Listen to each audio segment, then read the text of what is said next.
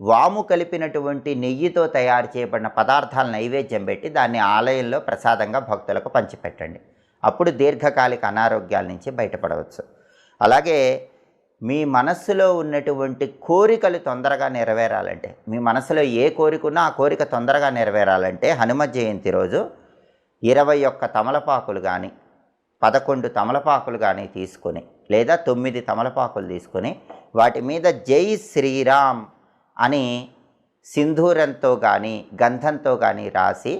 ఆ తమలపాకుల దండను ఆంజనేయ ఆలయంలో ఆంజనేయుడికి సమర్పించండి.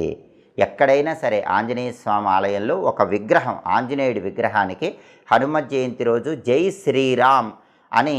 సింధూరంతో కానీ గంధంతో కానీ రాసినటువంటి తమలపాకుల దండ, 21 తమలపాకులు కానీ 11 తమలపాకులు కానీ 9 తమలపాకులు కానీ, ఆ తమలపాకుల దండ సమర్పిస్తే మీ మనస్సులో ఉన్నటువంటి కోరికలు తొందరగా